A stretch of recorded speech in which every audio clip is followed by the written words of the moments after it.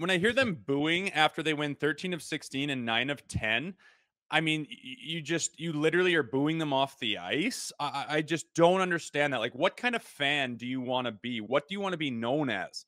And people are like, well, they paid $400 for their seat, so they can do that. Like, if you go to a fancy restaurant and you have a huge bill for your meal, does that mean you can piss on the seat in the bathroom and treat your waitress like garbage? Like, what are you talking about?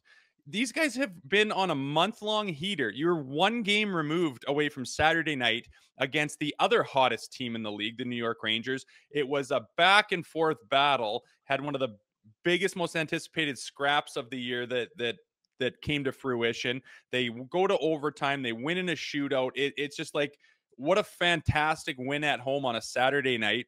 And one dropped game after that, and they're getting booed out of the building.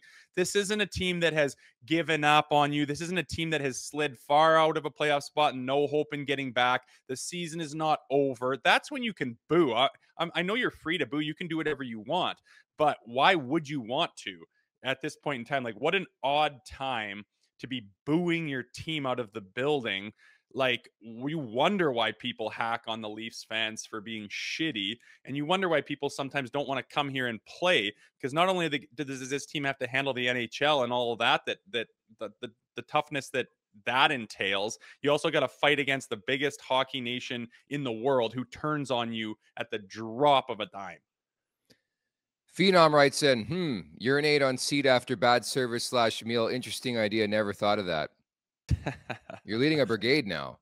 Well, listen, I've been hard on this team too. I'm not against calling guys out, but like, that just wasn't warranted last night. When you're losing to the Arizona Coyotes and the Chicago Blackhawks, and they've given up and they're just looping and shooting, and Mitch is doing like Adam A type of plays, and then you can rip on them. But I mean, like I said, like, the numbers speak for themselves. They're on a month-long heater, like all kinds of stuff. It seems like that bad hockey where they just don't show up is getting fewer and fewer and far between.